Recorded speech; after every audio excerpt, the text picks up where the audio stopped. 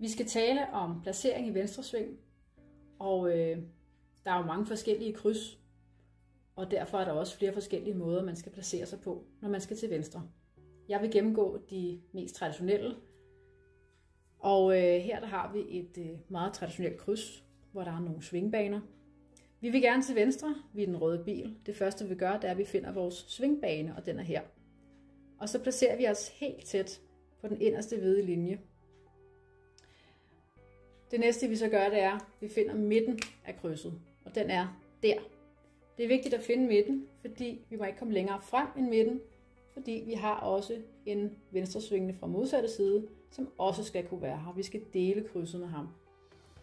Det næste vi så gør, det er, at vi kigger på modsatte side af gaden. Hvordan ser det egentlig ud herover? Vi har en livedbane. Hvis vi nu tegner en streg her, så kan vi se, hvor livedbanen går. Den her streg er der ikke i virkeligheden. Nu har jeg bare tegnet den, så I kan se den.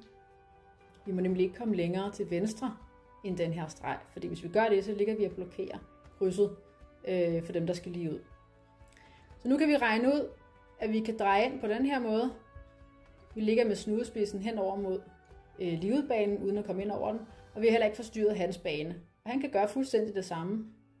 Køre ind i krydset på den her måde. Når vi ligger på den her måde, så kan vi se bag den anden venstresvingende. Vi kan se bag hans bagende her, og han kan se bag vores bagende. Og det er utrolig vigtigt, at vi kan se bag hinandens bagende, fordi ellers kan vi ikke få lov til at køre.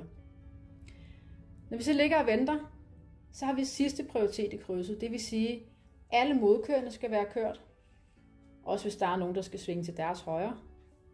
Alle fodgængere skal være gået over. Alle cyklister skal være kørt. Krydset skal være tomt, før vi får lov til at køre. Vi har sidste prioritet. Når det så er helt tomt, eller det begynder at blive gult og rødt, så skal vi altså til at rykke. Selvfølgelig, der er nogen, der tager den over for gult, det er der altid. Når de så er kørt, så kan vi få lov til at køre ud. Her har vi et lidt andet slags kryds. Der er ingen svingbaner. Og det første man gør, det er, at man finder midten af krydset igen. Den er der. Det næste man gør, det er, at man ser, hvor er deres livedbane. Og vi kan se, at der er jo ikke nogen svingbane. Det vil sige, at deres livedbane er princippet herfra og dertil. Så vi starter med at finde den inderste linje. Og det gør vi, fordi hvis vi ligger helt herude og vil svinge til venstre, så kan dem bag ved os ikke rigtig komme udenom. Vi må ikke ligge og irritere dem, der skal udenom os bagfra. Så vi starter med at finde vores egen plads. Den ligger længst ind mod midten. Og så kører vi sådan set bare ind her. Og så kommer vi ikke længere frem end halvvejs ind, fordi den her blå bil skal også til sin venstre. Han skal også kunne være der. Så man kan ligge på den her måde. Så kan vi se bag den anden blå venstresvingende, og han kan se bag os. Nogle kryds er så smalle, at man ikke kan dreje overhovedet, og så ligger man bare snude mod snude på den her måde.